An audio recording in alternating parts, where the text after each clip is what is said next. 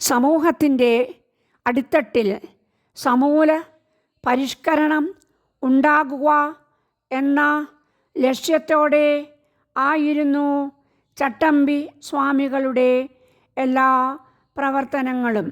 പേട്ടയിൽ പിള്ള ആശാൻ്റെ ജ്ഞാനപ്രചാകരം എന്ന ചെറുസംഘത്തിൽ നിന്ന് പ്രചോദനം ഉൾക്കൊണ്ട സ്വാമികൾ സാമൂഹിക പ്രവർത്തനത്തിനും സന്തത സഹചാരിയും ആയിരുന്ന പെരുന്നെല്ലി കൃഷ്ണൻ വൈദ്യനുമായി ചേർന്ന് സ്ഥാപിച്ച സഹൃദയ സമാജം ആണ് എല്ലാത്തിനും തുടക്കം ഇട്ടത്. തുടർന്ന് കലയും സാഹിത്യവും മത സാമൂഹിക പ്രശ്നങ്ങളും സാധാരണക്കാർക്ക് കൂടി ചർച്ച ചെയ്യാനായി ഒട്ടേറെ ചെറുസംഘങ്ങൾ മലയാള നാടിൻ്റെ പല ഭാഗങ്ങളിൽ സ്വാമികളും ശിഷ്യരും ചേർന്ന് രൂപീകരിച്ചു. ഒരു ഗൃഹനാഥൻ്റെ നാഥയുടെ ഒരു അംഗത്തിൻ്റെ വളർച്ചയിലൂടെ ഒരു കുടുംബത്തിൻ്റെ സമഗ്ര വികാസം സാധ്യം ആക്കുകയും അതിലൂടെ സമൂഹത്തെ പുരോഗതിയിലേക്ക് നയിക്കുകയും ആയിരുന്നു ലക്ഷ്യം. വിവിധ മേഖലകളിൽ ഉന്നതങ്ങളിൽ എത്തിയ പലരും ഇത്തരം സദസ്സുകളിൽ നിന്ന് ലഭിച്ച പ്രചോദനം രേഖപ്പെടുത്തിയിട്ടുണ്ട്. ആലപ്പുഴ ജില്ലയിലുള്ള വള്ളിക്കുന്നം ഗ്രാമത്തിലെ ആറമ്പിൽ ഭവനത്തിൽ ഒരു വ്യാഴവട്ടം സജീവമായിരുന്ന അദ്വൈത സഭയുടെയും അയ്യങ്കാളിയുടെയും പണ്ഡിറ്റ് കെ പി കുറുപ്പൻ്റെയും ഒക്കെ പ്രവർത്തനങ്ങൾ ഇതിനൊപ്പം മധ്യ തിരുവിതാംകൂറിൽ നവോത്ഥാന ആശയങ്ങൾക്ക് കരുത്തേകി. ലോക സമസ്ത സുഖിനോ ഭവന്തു എന്ന ഭാരതീയ പ്രാർത്ഥന സഹജീവികളുടെ മാത്രമല്ല പ്രകൃതിയുടെയും ക്ഷേമം ഉന്നം ഇടുന്നു. ചട്ടമ്പി സ്വാമികളുടെ ജീവകാരുണ്യ ദർശനവും ഇതിൽ നിന്ന് ഉരുത്തിരിഞ്ഞതാണ്. മനുഷ്യ മനസ്സിൻ്റെ ഉദാത്തവും വിശിഷ്ടവും ആയ വികാരം സ്നേഹമാണെന്നതാണ് സ്വാമിയുടെ ദർശനത്തിൻ്റെ പൊരുൾ. പ്രകൃതിയും ഈശ്വരനും താനും ഉൾപ്പെടുന്ന സത്ത ഒന്നു തന്നെ. ഈ ദർശനത്തിൽ പ്രപഞ്ചത്തിനാകെ ഒറ്റ മനസ്സാണ്.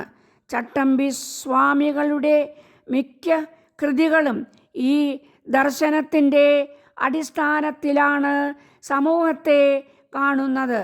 തങ്ങളും മഹത്തായ ഒരു പാരമ്പര്യത്തിന് ഉടമകൾ ആണെന്നും സമൂഹത്തിൽ തുല്യസ്ഥാനവും അവസരങ്ങളും തങ്ങളുടെയും അവകാശം ആണെന്നും പാർശ്വവൽക്കരിക്കപ്പെട്ട ജനവിഭാഗങ്ങളെ ബോധവൽക്കരിക്കാൻ രചിച്ചതാണ് പ്രാചീന മലയാളം.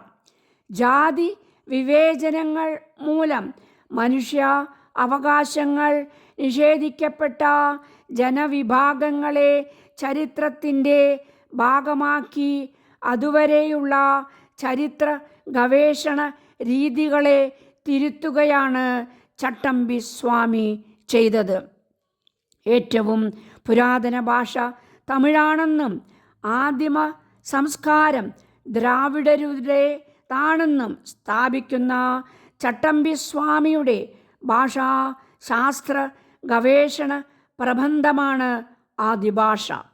വേദങ്ങളായി ക്രോഡീകരിച്ച് സമൂഹത്തിൻ്റെ ജ്ഞാന സമ്പത്ത് സാധാരണക്കാരന് നിഷേധിച്ച അതേ നിയമങ്ങളും യുക്തികളും കൊണ്ടുതന്നെ ജ്ഞാനം പൊതുസ്വത്താണെന്ന് സ്ഥാപിക്കുന്ന കൃതിയാണ് വേദാധികാര നിരൂപണം. അറിവ് സമ്പത്തിലേക്കും അധികാരത്തിലേക്കും ഉള്ള ചവിട്ടുപടി ആണെന്ന് മനസ്സിലാക്കിയിരുന്ന ഒരു ന്യൂനപക്ഷത്തിൻ്റെ ചൂഷണത്തിൽ നിന്ന് ദരിദ്ര വിഭാഗത്തെ രക്ഷിക്കാൻ ഉള്ള ശ്രമം കൂടിയായിരുന്നു ഈ കൃതി.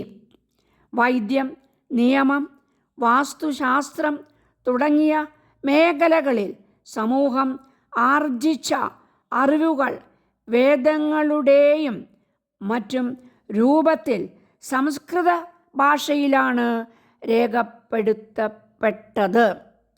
വേദ പഠന നിഷേധം അറിവിന് അവകാശം നിഷേധിക്കലാണ്. അറിവ് പൊതു സ്വത്താണെന്ന് വേദാധികാര നിരൂപണത്തിലെ ആശയം തന്നെയാണ് ഒരു നൂറ്റാണ്ടിന് ശേഷം ജന്മം എടുത്ത ഓപ്പൺ ആക്സസ് പ്രസ്ഥാനത്തിൻ്റെയും ചാലക ശക്തിയെന്ന് കാണാം.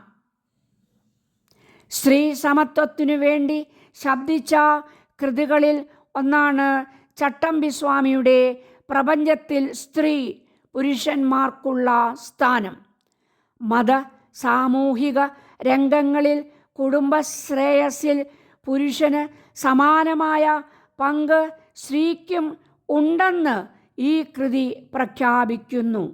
അദ്വൈത ചിന്താപദ്ധതി പോലുള്ള സ്വാമികളുടെ ദാർശന കൃതികൾ എല്ലാം തന്നെ സാധാരണക്കാരുടെ ആത്മീയ പുരോഗതി ലക്ഷ്യമിട്ട് പ്രാദേശിക ഭാഷയിൽ രചിക്കപ്പെട്ടവയാണ്.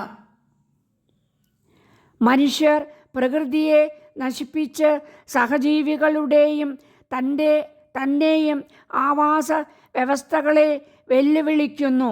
സകല ചരാചരങ്ങളും ഒരുമയോടെ വർത്തിക്കണം എന്ന ചട്ടമ്പി സ്വാമിയുടെ ദർശനത്തിൻ്റെ പ്രസക്തി വർദ്ധിക്കുകയാണ്.